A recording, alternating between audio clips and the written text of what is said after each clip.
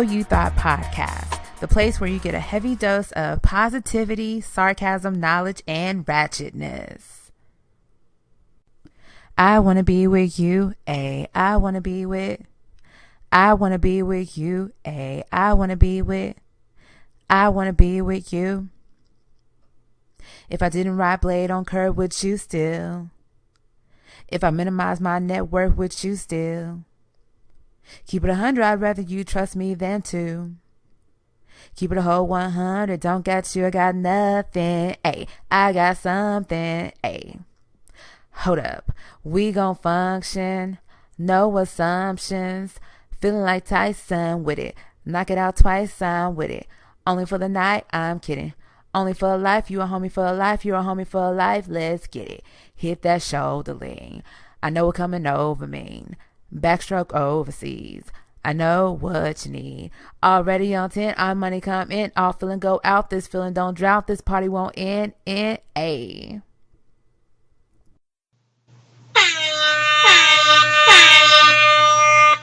So the song that I rapped for y'all this week is from Kendrick Lamar's new album, Damn. Great album, right? I'm going to talk about the album more in depth a little bit later, but yeah, the name of the song is Love, and I picked the song because of a couple of lines in the song. I was just like, wow. In particular, it said, to keep it 100, I'd rather you trust me than to love me. And I was just like, wow, those are facts. Like, that's pretty true and spot on. Like, trust is hard to come by. I don't trust a lot of people. So if I say that I trust you, I pretty much love you in the relationship form. So I was like, yeah, I have to try to do this little rap singy thing with Kendrick. And yeah, so if you haven't listened to the album, check it out. I'm going to talk about it. So if you don't want to hear about it later on the show, just kind of breeze through that. And yeah. Oh, you thought, Birdman, that you were done getting sued, but no, people are still coming for you. Jazz Prince is suing Birdman because he's trying to get the profits that he is owed due to Drake or whatever. And so he's owed profits worth millions of dollars in regards to Drake. And so, yeah, even Jazz Prince daddy had some words or whatever for Birdman, and he was just like, we're gonna find the money wherever it is. And I'm just like, you definitely don't want to mess with his daddy. Like, if you're from Houston, even if you're not from Houston, you know not to mess with that man. So hopefully this time around he will get his money. Oh, you thought that it was okay to deny a student from entering her own prom due to the dress that she was wearing. Now, this happened in a small town in Louisiana, and the young lady, she decided she wanted to wear this African print dress. Nothing wrong with the dress. If you see the dress, she's fully clothed, like everything is covered. And the crazy thing about it, like her mom, she went to the school or the principal and showed them the dress and was like, hey, this is what this is what she's going to be wearing. Like, is it okay? Which I even think that's crazy. Like, for you to do all of this extraness for a basic dress, like the only thing crazy about this dress is not even crazy. It's just African print. That's it. Or whatever. And so they go through the process. The principal approves it, but when the young lady shows up for prom, they say that it's inappropriate because at the bottom, it's not all the way level at the bottom. So it's a little bit higher at the front, longer at the back. Still a pretty dress. She's still fully covered. There's no reason why this young lady shouldn't be let into her prom. And so they go back and then they say that they never talked to the mother about approving the dress and all of this craziness. And it's just like, then why would they go through the process of spending the money to get this custom dress made if her daughter wouldn't be able to wear it to the prom. Like, it just seems really shaky bakey, and it's just like, when are we gonna stop? Like, just being just racist for no reason. Like, beautiful dress, beautiful young lady. She's an honor student. Like, when? It's crazy. And then, like, the crazy thing about it, like, females, they also have the option to wear a tuxedo if they would like. So it's just like, you have a young lady that's all the way covered up. Like, really, like, the dress is not short, even though they're saying it's like, you know, a little bit shorter at the bottom. Okay, the dress is still almost hitting the floor. So it's just crazy. So when I saw that article, I was just like, no, this can't be true. But it was very, very much true. And I was just like, no, would not have been my child. That's probably why I don't have children yet, because my mind is not ready to be able to just operate with people when they do my kids wrong. So God is still working on me. But yeah, with that, I have to get that stuff off my chest. I'm excited. This is episode number 5. This is really like the second real episode of my podcast, Oh You Thought. I threw out some bonus episodes to y'all last week, but this is the second full hour plus episode of my podcast. And I hope that you really just enjoy it. My name is Fallon. I'm coming to you from Houston, Texas. I hope you have enjoyed listening to the 4 episodes that I have loaded for you for the most part in most platforms. So just keep enjoying. I hope everyone has had a good week so far. Last week, with the launch of my podcast, it started out kind of crazy. I didn't think I was going to be able to release all of my podcasts for y'all last week because I was having problems with my laptop, right?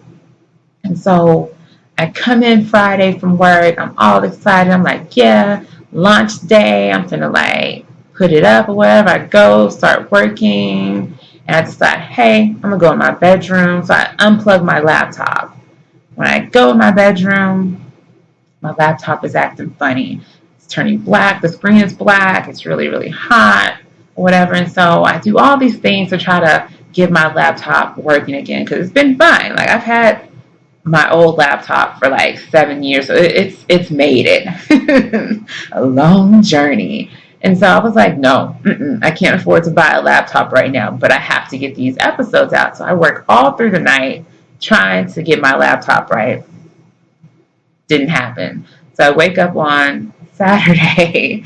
I'm like, I'm going to have to go get a new laptop because it keeps going off like every 15 minutes because I've had this problem before. I know where this is going. So thank the Lord I was able to get a new laptop. So hopefully, no shade to myself, but all the shade. You won't hear my laptop in the background. You won't hear the fan. On a couple of the episodes, you can hear that fan just churn it up because that laptop was hot. So hopefully you won't hear all that extra noise and all that. So God is good. Got me a laptop. It's doing great. And so I was able to pump out all the episodes last Saturday. So here we are again on the journey, and I hope you enjoy today's episode. I worked really hard on it. I'll just go ahead and just jump right on in. A positive mind equals a positive life. When you let go of all the negativity, that is the ultimate glow up. It's time for the positivity moment of the show. So, the positivity moment of the show comes from my boy, one of my favorite artists, one of my favorite actors now at this point, and just a creative vessel is Childish Gambino. And so there again, I'm on Twitter, and he tweeted out this: my goal for the rest of the year is to just stay positive and to let go of any toxic people in my life and only focus on the important things. I thought, okay, of course, this is a great positive vibe that I wanted to share. And I think a lot of us should have this as a simple goal for 2017. Like, we hold on to a lot of people that we should just already have let go of. We hold on to these people for selfish reasons, for being afraid to be alone if you're in a relationship, being afraid to not have anyone call your phone because they're family, whatever the case may be. We hold on to people, we hold on to stuff that we just need to let go. And so I saw this quote, and then I'm going to tie it into the Ayana Fix My Life episode. And she had an exercise where basically she wanted for Neffy and her husband to just put their hands on all the baggage, literally, that they've been carrying around themselves in their relationship, all this stuff, right? And so the exercise was they had all these clothes all over this room or whatever. And Ayana brought in some suitcases and some labels, right? And so for every piece of clothing that they put in a suitcase, they had to identify a real life baggage issue that they were carrying around in their life. I thought, oh, this is really, really, really good. Now, of course, a lot of us, none of us probably are going to go and just throw clothes on the bed and literally write down what that baggage represents, but it would be a good visual exercise to do. But I don't see that happening for a lot of us. But on the flip side, I want to challenge all of you because we all have baggage. And so if you're thinking about, oh, I want to be in a relationship, or you're thinking about, oh, how come I'm not growing? Like, how come I'm just at a standstill? How come I'm always angry? How come things aren't coming my direction?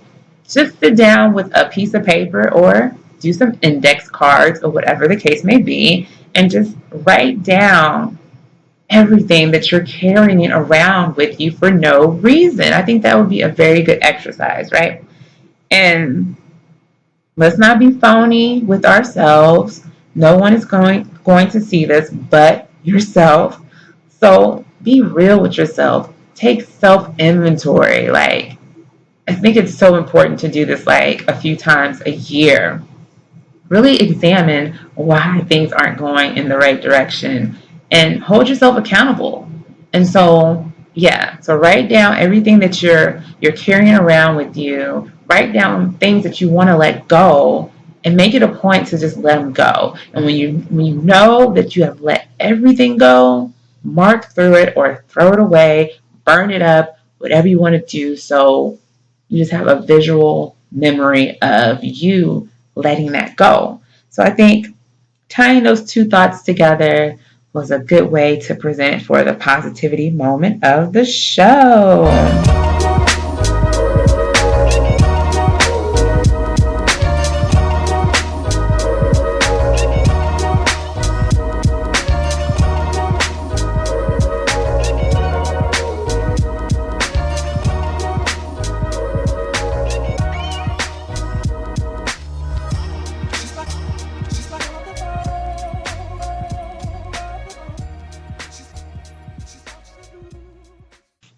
So, the time is here. I want to go ahead and talk about the Kendrick Lamar album called Damn.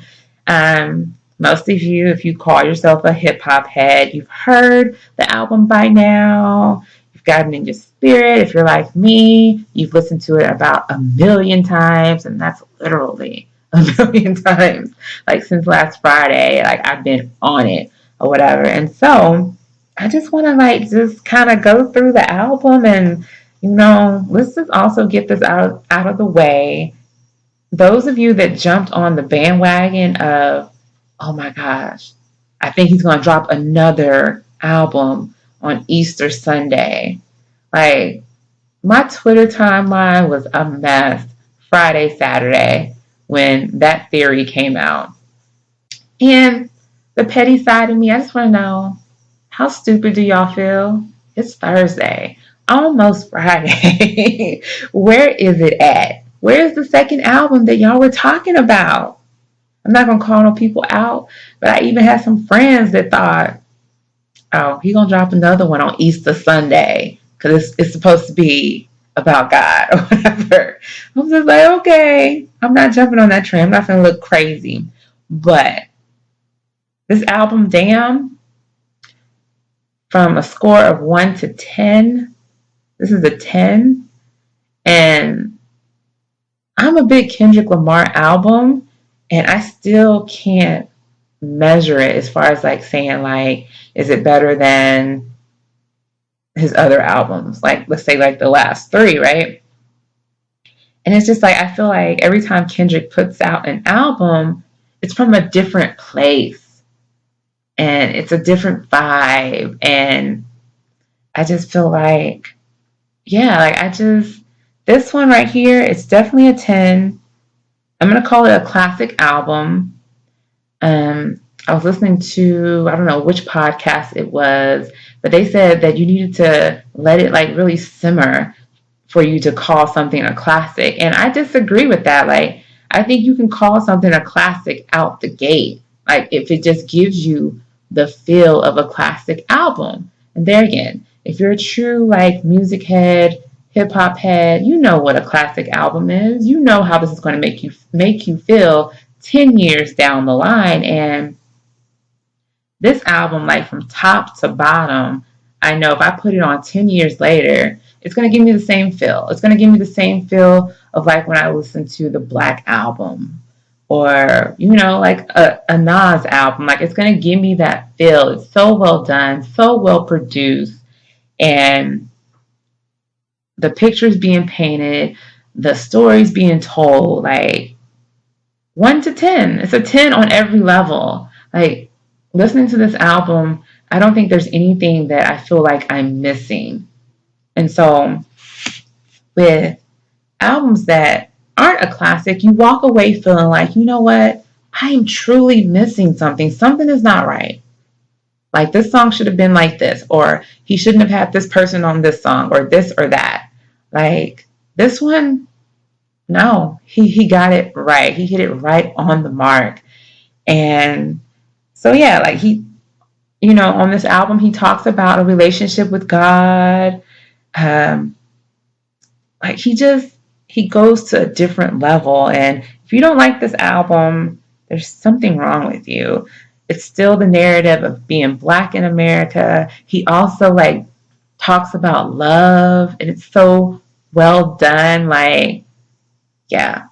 And like, just to go ahead and throw in, of course, like I told you, J. Cole somehow, some way will always make an appearance on my podcast, right? And so, same kind of thing J. Cole did. Like, the way he talked about love on his last album, For Your Eyes Only, it was so well done. And the same for Kendrick Lamar. Like, it's kind of ironic how he has lust and then he has love as far as the songs, like right behind each other. And that's the stuff that we battle with every day. Is this lust? Is it love? And even when he starts the song, Love, he says, love or lust. And we're always trying to figure out, are we really in love with this person?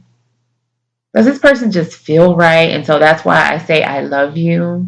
Do they just give me the feel of love? So therefore it's lust? Or is it love to where you just know, like you just get that feeling like you would go to the end of the earth for that person. They would do the same for you. They support your dreams. You support theirs, like vice versa.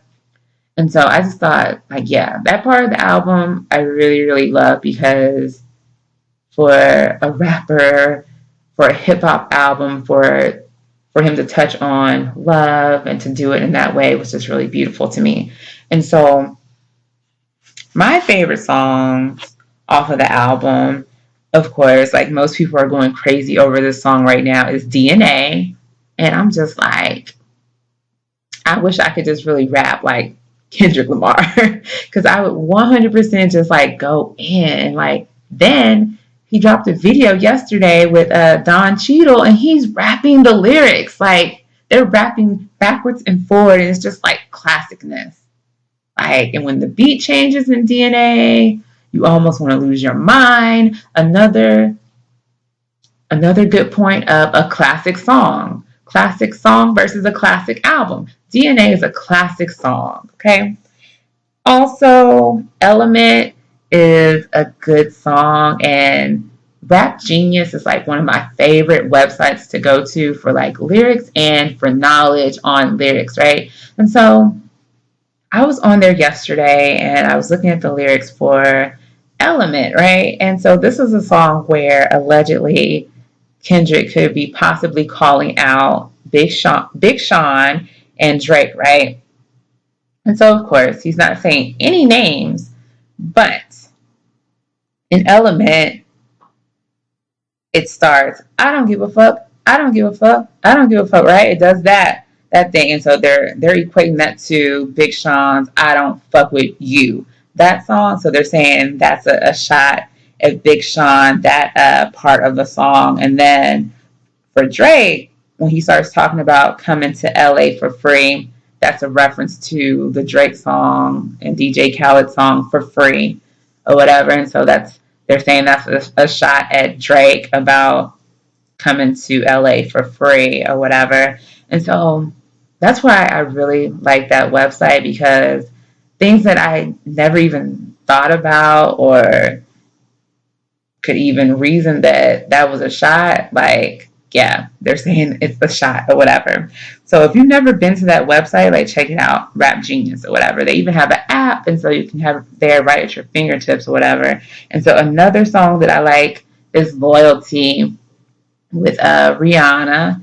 And just another good song, like just loyalty. Like, there again, trust, loyalty, hard to find nowadays, and they tap into that on that song. And then, of course, my other favorite that I already talked about is Love. And there again, I'm a sap. I love Love, and so I'm in love with that song. I listen to that song probably like a million times a day. And so, yeah, like, so if you haven't listened to the Kendrick Lamar album, check it out.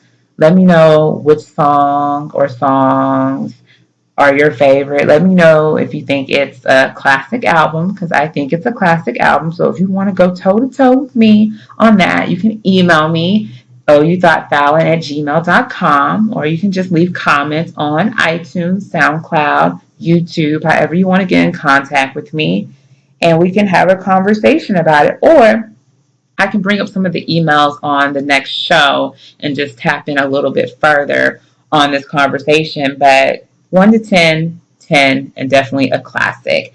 So also out in these streets that we need to talk about, he's not really a favorite of mine. He's not really on my radar, but Troy Ave, or if you want to call him Nupac, which I refuse to call him that. But yeah, he dropped a mixtape or an album or whatever the case may be. It's on thatpiff.com, on the app, and it's called Nupac. And on the cover of the mixtape, it has pictures of Tupac and things he's gone through. And then we have pictures of Troy Ave, basically like he's gone through situations and he's comparing himself to Tupac. Now, if you're familiar with Troy Ave, if you're familiar with The Breakfast Club, he recently did a really, really good interview. And there again, like, I'm not a Troy Ave fan, but I definitely respected the interview. It was so good. Like, if you're not into Troy Ave, you don't know a lot about him, listen to that interview he did with The Breakfast Club. You can find it on YouTube. And yeah, he calls himself the new Tupac. Now, if you listen to the interview, he tries to backpedal and say that he didn't say that, and he dresses it up in a different way. And so when he runs it back and spins the narrative of what he said, that's the intro of his mixtape or whatever, that little snippet of the interview. So I listened to the album, and then there again, I've had this conversation before with people like, is Troy Ave really that popular? Does he really have an audience like that? I guess he does. He was here in Houston maybe last week, a couple weeks ago, and I still don't understand it. Like, not all of his music is bad. Not all the songs are bad on this mixtape, but it's just not for me. And that's no shot at him or his fan base or whatever. It's just like, I'm not going to like everything. And so I really did try to listen to this mixtape with an open heart, because there again, like, I like the interview, but then like on the flip side, and you know, I feel like Troy Ave, he's like saying all these good things on the interview, but he feels kind of like a shiesty person where they try to paint this picture that everything is is good and golden, he might be doing dirt behind your back. And I'm pretty good at reading people. I don't know him personally, but I just got that vibe about him or whatever. So even before that interview, like, I still just always question his music catalog or whatever. I didn't understand it because I couldn't vibe with it. But if you like Troy Ave, you'll probably like the new mixtape or whatever. And so check it out. Let me know what you think. And then it was also this crazy story going around that Troy Ave said that he could have been signed with TDE. Now, TDE is the record label that Kendrick Lamar is on. And so we couldn't even let like a full day pass. And yeah, TDE came out and said, no, he's lying. See, that's what I'm talking about. He's a shyster. Why would you come out and make a headline like that knowing it's not the truth? Like, I don't respect that or whatever. And so that's really shysty to me. But no, TDE wants no part of Troy Ave. And then just going back, like, if you listen to the interview, he talks about all this money that he's making independently. So why would you want to be on TDE? Why? Why? I don't know. Call me crazy, but I just don't understand. Some good positive news. Our girl Serena Williams is pregnant. She popped up on social media yesterday, and it was a Snapchat photo of her in a bathing suit, right? And the label on the snap said 20 weeks pregnant, or it said 20 weeks. And so, of course, the internet went crazy. Everyone's already planning out how Serena's baby is going to be playing with Beyonce's twins. And even like the podcast I listened to, The Read, Crystal was like, what if Serena's baby is born on Beyonce's birthday in September? I'm just like, people just go from like 1 to 1,000 when they hear certain things, which is cool. Like, if you got these favorite people that you just like, and with all the craziness, I never like try to like down people. Find your happiness wherever you can get it. And so I'm definitely happy for Miss Serena Williams. So if she's 20 weeks, that means she was pregnant when she won. Like, of course, the internet, they got the whole timeline together for you. So yeah, so everyone's happy for Serena. On a sadder note, and I don't really like to get into people's like relationship stuff, especially like famous people, because I don't know them, but I'm going to talk about it just a little bit. Carmelo Anthony and Lala, they're separating or whatever. And so when I first heard about the story, I didn't hear anything saying as to why. And then later on in the day, we find out that allegedly Carmelo got a stripper pregnant, right? And so later on in the day, they say, no, she's not a stripper, but there is a girl out there that Carmelo got pregnant. And it's just like, it has to be really tough to be a celebrity or whatever, because all your dirt gets thrown out there. And it's just like, everyone's just giving their opinions, they're making jokes. And so we live in the time where everybody wants to make a meme for everything. So we have all these crazy memes going on for Carmelo. And it's just like, I don't know, it's just for some reason, like, I really respect Lala. It seems like she's done like a lot of hard work to get where she is. And we really never heard anything bad about her. Same for Carmelo. And then, of course, like, dealing with this, like, prior to even learning that they're separating, Phil Jackson comes out and says that, hey, Carmelo would be better off somewhere else. Like, so you're dealing with work drama, life drama, and everybody has an opinion. And it's just like, so yeah, I'm not going to tear Carmelo apart. I'm not going to say anything negative towards Lala and their marriage, because that's their stuff. But I just hope if they want to work it out, it can be worked out, because they do have a child together. But yeah, I just like to send good vibes their way. So on an even sadder note, for me, one of my favorite shows is over. And I talked about this show on episode 1, and the name of the show is Girls. And so it's a really, really good show that comes on HBO. And yeah, so they had their series finale, not season finale, but series finale. And I really didn't like the way that it ended. Now, if you watch the show Girls, I'm getting ready to like just basically give my full on thoughts. So just speed ahead until I talk about something else. And so yeah, and so they didn't tie up all the loose ends with all the other characters. I'm like, I'm waiting for a new episode to come on this Sunday, and I'm just like, the only thing it was focused on was Hannah and Marty, and Marty was only there by default because she said she wanted to help Hannah raise her baby boy. And so yeah, I didn't say this last episode, but we find out, like, I feel like episode one or no, it can't be episode one or two, probably like episode 3 or 4, that Hannah is pregnant by a random guy that she met on a work trip, basically. And she decides that she wants to keep the baby. And so I'm proud of her that she wants to keep the baby, because people are down in her saying that, oh, she's not going to be the mother. What is she doing? She's too young. And she really like went through the process, and you just see her grow up a little bit more by having this baby. And so the last episode, they fast forward to her having the baby. She's at her new home and all this stuff. And Marty shows up saying, hey, I'm going to help you with the baby. I just feel like the episode focused on Hannah trying to get her baby to take to her breast so she could breastfeed him or whatever. So I feel like the focus was really on that. We didn't really find out anything else as far as what everyone else was doing, all her other friends. It was just like they just didn't exist anymore. And so I'm hoping, some crazy thought that the show will come back, or some type of spin-off show, something. I need something else from Girls. Like, this is a show that I got into just last year, and it has like, what, 5 or 6 seasons?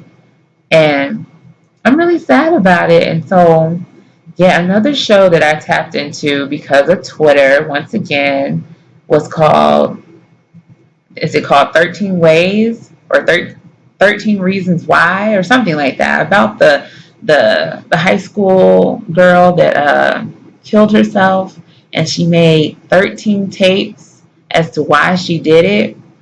And that show, by the time I got to the last episode, it had me emotionally just tapped out. Like, even though you already know the premise that she's going to kill herself, but just to get to that point and how dramatic it is for like these high school kids, I'm just like, oh my gosh, like, yeah, it was too much for me or whatever. So it was good, but I think seeing it only one time is enough for me. One of my other favorite shows that I'm watching now this season, The Braxtons. And the only reason I bring this up is because I think I'm starting to get tapped out on this show. I'm getting tapped out on this show because of the drama. And I'm just like, I know, like, you know, family, they have drama and all this stuff, but it just seems so manufactured. And it just seems like, okay, if you're a celebrity, I understand that you're on TV and you want us to peek into your authentic life or whatever, but it just seems like it's just too manufactured, because it's just so hard to believe that season after season, people are not getting along with Tamar. And I like Tamar, but it just seems like it's one of those things, like, everywhere you go, trouble follows you. And it's just like, why? And there again, like, we're only looking into like a snapshot of their life or whatever. And so everybody could be on that show line. But I think, like, over the years, like, I've hated the way they've been so mean to Tamar. And it's just like, I don't understand, why are they so mean to Tamar? And yeah, like, Tamar will pop off and all this stuff. And it's just like, okay, I get it sometimes, but a couple of episodes back where it really popped off, it was all over some chicken, literally. Like, she said something to Trina about her chicken. She said it was too sweet or whatever, basically. And Trina took it the wrong way, but she invited her sisters over to have a conversation about food for her pop-up restaurant that she was trying to do. So I'm thinking, okay, you want your sisters to be honest. That's why you invited them over, for them to be honest. But then you get mad or whatever. And so it plays out, and I just looking through the conversation, it's just like, is Tamar doing things that we don't know about? Like, is she a shady person behind the scenes or whatever? But I don't know. I think I'm getting like just totally drained from that show. So I might have to step away.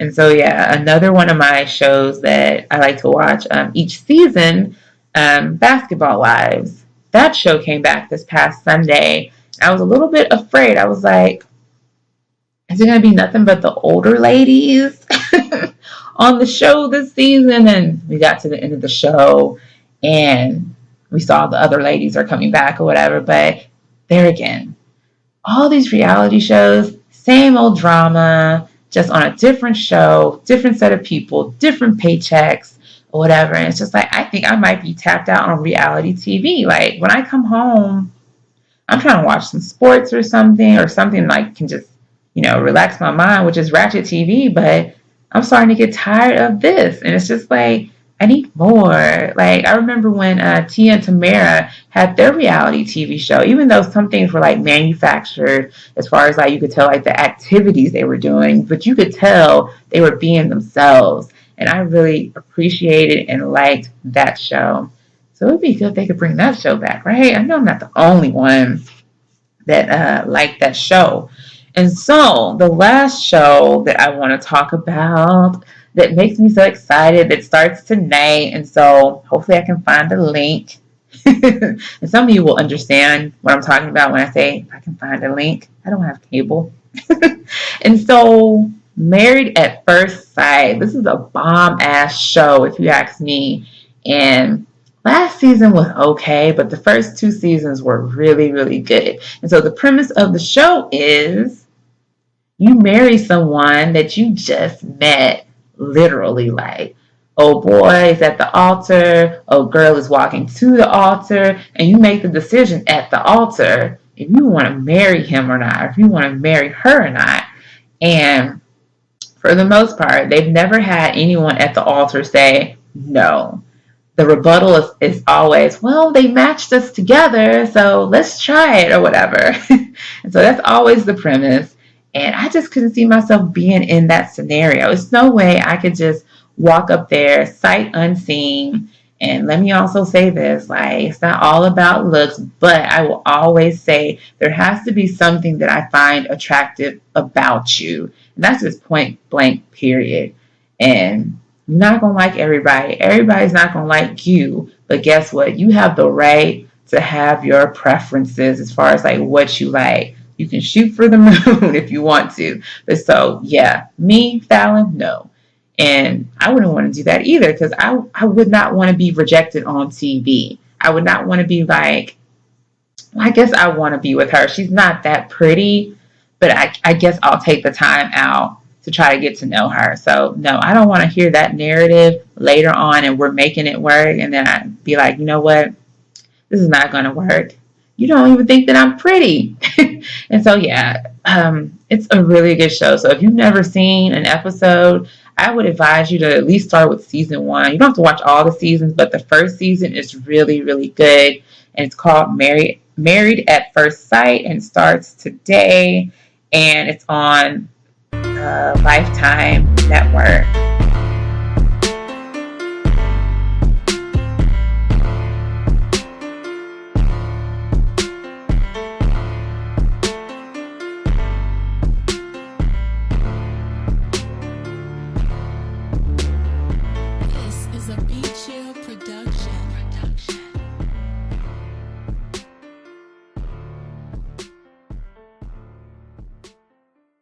Let's jump on into like my other favorite thing in the world, basketball. And I just have a question, serious question. When is the Patrick Beverly hate going to stop whenever we talk about Russell Westbrook? When is it going to stop? Because every time they play, even when it's not a playoff game, they bring up the clip, they bring up the narrative, and I'm tired of hearing it. Like, it was an accident. Patrick Beverley did not go out there with the intentions of trying to hurt Russell Westbrook. And it's just like, even last night, like, it was a major collision that happened between the two of them. And then, of course, the announcers are talking mess and all this stuff, like Beverly being Beverly. Like, let that go. Let Beverly ball and take that narrative away from his name. Like, why do we act like accidents do not happen? Like, come on now. And so, circling back to Kendrick Lamar and the Humble song, I know some of you are probably tired of hearing the song at this point, and I get it. I get it. They played it a lot starting last week. And so yeah. And so basically, the song got into the right hands prior to the start of the playoffs. And so with that, they decided to go ahead and use that song. It's like the marketing song for the playoffs, and basically they have a couple of other Kendrick Lamar songs that they're thinking about plugging in for the playoffs. I read an article where they asked if possibly we're going to see a Kendrick Lamar performance at the finals or something like that. They didn't give an answer, so we don't know. And so basically, my thoughts on the current round. We're in the first round of the playoffs, and you know what? My main focus, I guess, will have to be the Rockets. I mean, because the first round is going typically how we planned it.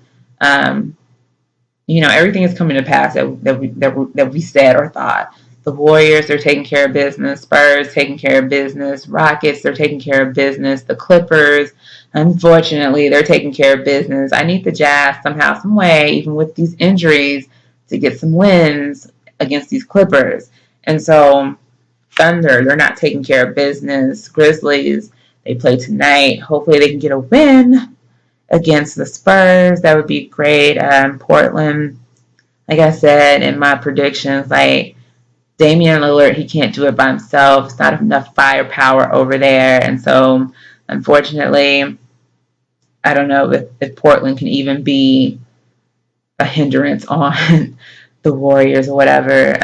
On the East, I am definitely disappointed with Boston. And there again, it's a tough thing because I love the Bulls too, and I love Boston because of Isaiah Thomas.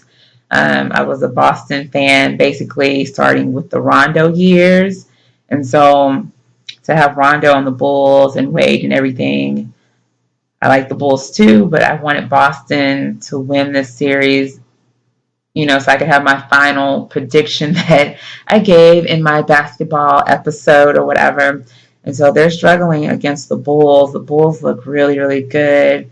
So that doesn't make me happy. Also, the Pacers, they're struggling with the Cavs. And there again, in my basketball episode, I stated that the Pacers were going to be able to give the Cavs a hard time. I even called the Pacers winning the first round or whatever. And so they got me looking real stupid out here. Pacers and the Celtics got me looking real crazy in these streets. Bucks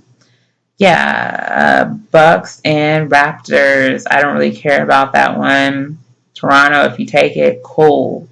Wizards and the Hawks. I'm going with Washington, John Wall. I'm rolling with them. So hopefully they'll keep taking care of business. But my Rockets, they're on track for taking care of business. And so, yeah, we're gonna see. Like it's gonna be some good basketball that comes out of this. So yeah, a lot of people are predicting that next round is going to be the Rockets and the Spurs. They predict that my Rockets will take care of the Spurs because we're younger, we're faster, and we shoot the threes. And so the Spurs probably won't be able to hang with us in a 7-game series. Even with that being said, though, they do always give us trouble. And so it makes me a little bit scared, but I'm fine with that. And then, of course, they're still predicting that it's going to be the Rockets and Golden State for the Western Conference Finals. And we'll just see how that plays out. And so onto the football side, Marshawn Lynch is coming out of retirement, possibly, right? Hopefully, if it's not blocked by Seattle. He's saying that he's coming out of retirement to play for the Las Vegas Raiders, right? Because the Raiders are moving to Las Vegas, right? And so we'll see what happens with that, but that would be cool to see him play again. And then here in Houston, they did such a wonderful thing for Andre Johnson. I know a lot of people were still like in their feelings because he left, and it's just like they didn't want to pay him, and he didn't really want to play like decreased minutes and all that stuff. And so he did what he had to do. But it was very, very, very respectable of the Houston Texans to let him sign to a one-day contract yesterday so he could retire a Texan. It's that time. One gotta go. Which one is it? New segment that I am introducing this episode is One Gotta Go. And so basically I'm going to think of random things. I'm not going to do it every episode, just when I can think of things to bring to the table. And so since we're talking about classic albums with Kendrick Lamar, I thought, hey, let me put together a list of rappers, but one has to go. And so in no particular order, I have Tupac, Kendrick Lamar, Jay-Z, J. Cole, and Nas. And the list is kind of funny to me because me putting together this list, like, it's hella hard for me to pick one person to throw off of this list. And I know once y'all hear the list, like, it's going to be hard for y'all too unless you just don't know good music. Because collectively, all these men have bars for days. Collectively, they all can paint great pictures. Collectively, they have put together at least one classic album or more. So who would you let go? Tupac, Kendrick Lamar, Jay-Z, J. Cole, Nas. And out the gate, you know I'm battling with Jay-Z and J. Cole. But then the hip-hop head in me, like, you gotta be fair, right?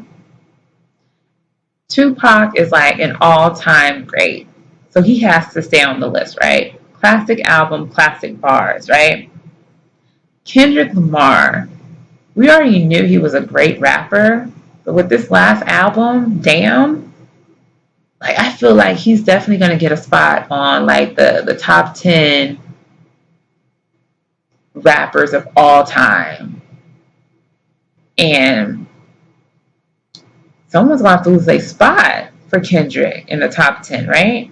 So you have Kendrick, Jay-Z, like, he's not going, right? J. Cole. I'm not going to be biased or whatever, but if we're talking about, let's just match up the catalogs or whatever, I think by default, J. Cole would have to go because of his first official album that he dropped.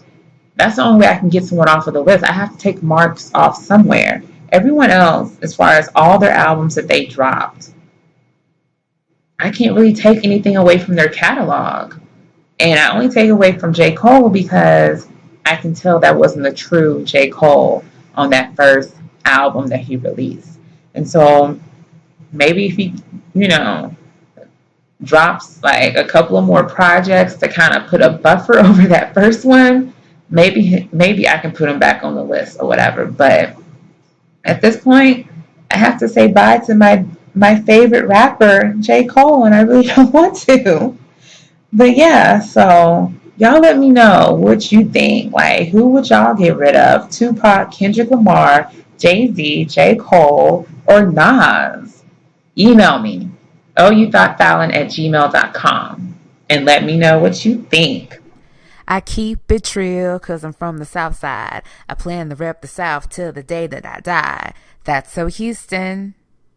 So this week, and I'm going to hip you to what's going on next week as well, but this week we have Leela James and Daly. They're in town on the 22nd at the Arena Theater, and they're both really good artists.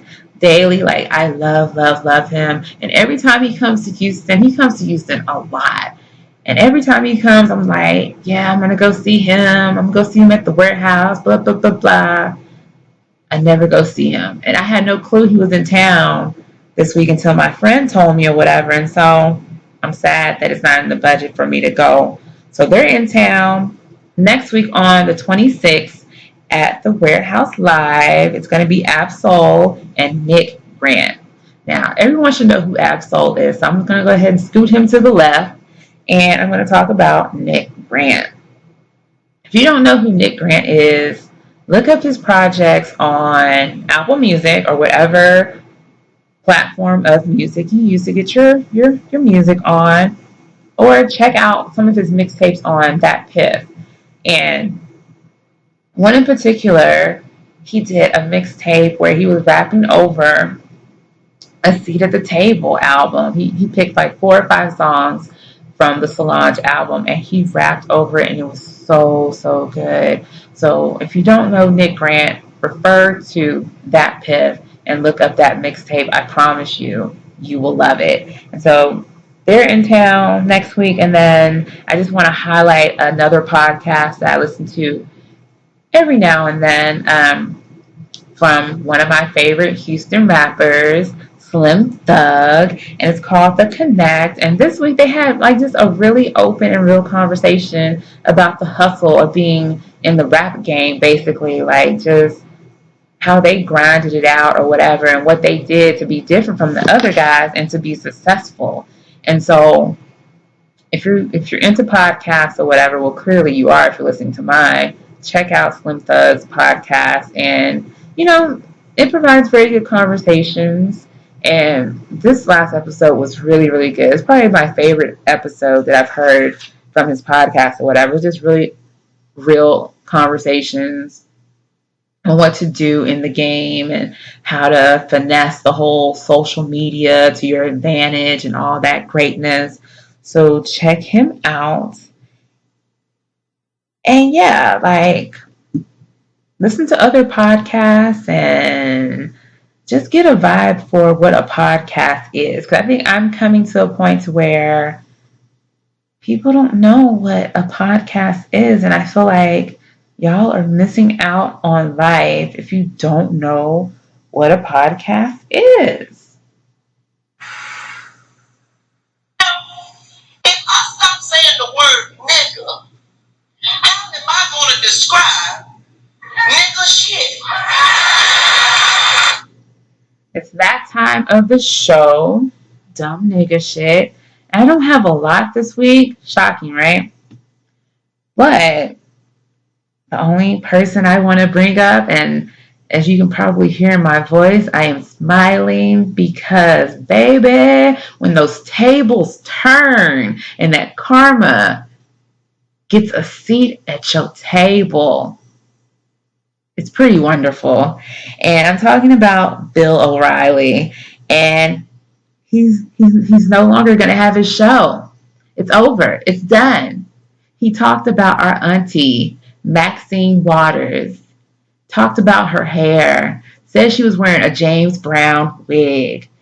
And boy, those tables took less than 2 weeks to turn, right? And he's always jumping on somebody for something. He always has an opinion on something. I haven't heard a statement from Bill O'Reilly since he lost his job. He's not saying anything, but you're happy behind. You sat up there at that job and you had multiple sexual harassment cases against you that cost the company millions of dollars so they could just settle them. But you had the nerve to drag people's God-given name through the mud. And, it may not come when you want it, but it'll be there right on time. And it was right on time. And the pettiness in me, and normally I don't take this much glee in something like this, but that man was hateful, and he talked out of the side of his mouth for years. So it was time for him to go.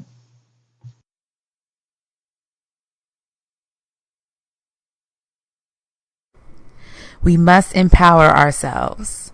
We must empower ourselves with knowledge. We can't be afraid of knowledge. Knowledge is free. Knowledge will always be here. We have to know where we came from so we can stand firmly in where we are going and have the boldest confidence. Dropping jewels. So, dropping jewels. This week I wanted to give out information on a moment in history that I found out about via Facebook.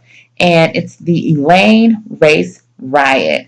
And I saw the post on Facebook, never heard about it, not even in my college years. And I went to a HBCU for a good portion of my college time. And I saw the post on Facebook and I was like, oh, I need to look into this. I need to educate myself on this. And see, that's the thing. That's what we need to keep doing. Like when you see stuff and you don't know about it, educate yourself. If you have children, you need to educate your children. So we have all this knowledge. It's out there. It's free. You can find it. And so September the 30th, 1919 in Arkansas, basically a group of Black sharecroppers, they would get together every so often and discuss their business. And, you know, during this particular time period or whatever, they were discussing why they weren't getting equal pay for their crops and everything, right? Which is totally understandable looking at the time period. It's 1919, you know, like we're still on the heels of slavery and, of course, like Black people still not being treated correctly. And so at this particular meeting or whatever, they were talking about unfair pay. And so somehow, some way, a flyer got started. And on the flyer, it was basically like, hey, these sharecroppers are meeting because they're getting ready to go around and kill any and every white person that they see. So from doing my research, like that's not the narrative. Like they were truly meeting to discuss how to get equal pay. And so it starts, you know, it always starts with just one white person. The white person goes and gets the police and a mob of other white people, and they show up to this meeting or whatever, and they just start killing these Black sharecroppers, right? And so there's not a true number.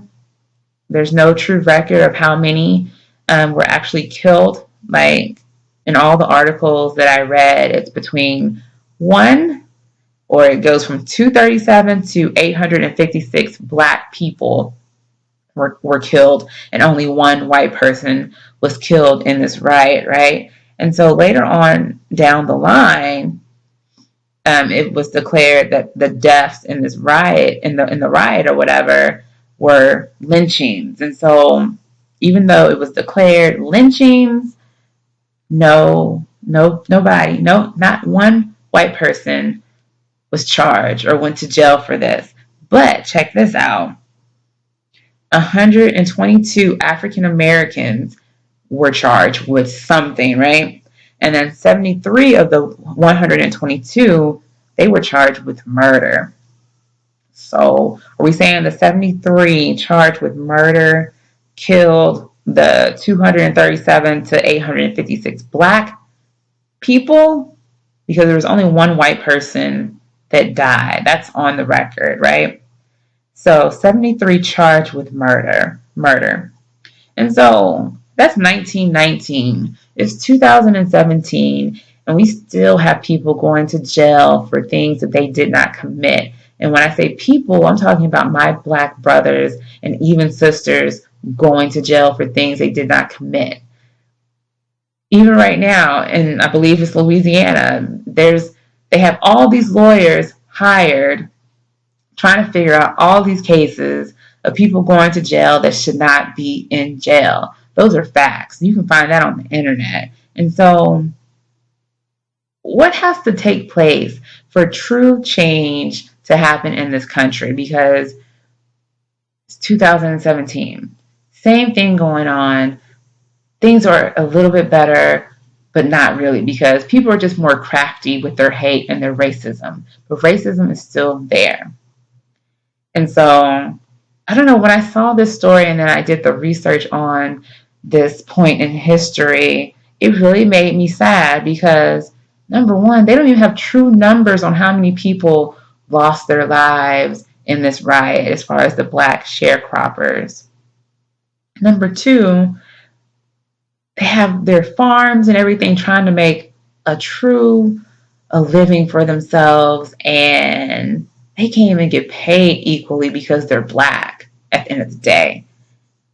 And that same kind of thing happens now, like people of color not getting equal pay, black females not getting equal pay. Like, these are all facts that you can check. Do your Googles and do your research. And that's why I thought that it was very important to have the whole Dropping Jewels segment because of things like this. I didn't even know about this, and I like to, consider myself to be well diverse in information. I like to read. I like to research stuff just for fun. And so it definitely did touch my heart to see this point in history. And we don't even learn about this stuff in regular history in grade school, high school, even college. I didn't learn about this. And there again, I went to HBCU, and you learn a little bit more about different points in Black history, but really it's just the same people we talk about, just a little bit deeper because it's college or whatever. And yeah, I want it to be different. I want us to know all of our history so we can try to break some of these cycles, break some of the chains, and as a community move in a positive direction together. And you really can't do that if you don't know what you're fighting against. And so it's super important to know your history. And so there again, I'm going to keep pushing. Like, if you're a parent, like, make sure you teach your kids that they're not learning in school. Like, just making a point every week to find someone new in Black history to talk about or whatever. And so with that, that's all I have for this episode. I hope that you find that last bit of Black history interesting, and maybe you go do your own research, and maybe we can also have a dialogue about that as well. Want to do more talk on Kendrick, just let me know. But I definitely want to give some thank yous. Some of the beats that you will hear in this episode, I got them from SoundCloud and Apple Music from Passion Hi-Fi. And the website for Passion Hi-Fi is the Passion Hi-Fi, that's HIFI.com. And so hit that person up if you need some free beats or you just want to just listen to some good music, check him out. I want to say thank you for all of you that took the time out to subscribe to my podcast. It's very, very much appreciated. But I have more work to do, and I'm not afraid of hard work. But I just want to say, like, it just takes one person sharing it to another person, to another person, to another person. So y'all just help me out. And if y'all have anything you want me to promote on my show, you want me to promote on Instagram, Twitter, anything, like, let's help each other. Like, I'm down for the cause because I'm not afraid of hard work. But just get my name out there. Repost my stuff when you see me posting it, and just share and just make comments on iTunes, make comments on SoundCloud, YouTube, whatever venue you like to listen to this show at. Make comments and subscribe because I can see you all out there. I just see the numbers, but I don't know who you are. So thank you for taking the time to subscribe. And social media. If you're not following me on social media, follow me. You can find me on Instagram, OUThoughtFallon, FALLON, on Instagram. On Twitter, you can find me at PrettyAndSmart81. That's pretty, the letter N, Smart81 at Twitter. And you can email me at outhoughtfallon@gmail.com. You can go to my website where you can find all this information. You can find episodes. You can find blog posts. And that's outhoughtfallon.com. So I hope you really enjoyed my show this week. And remember to glow up, bless up, stay prayed up, and hold it down. Hold it down.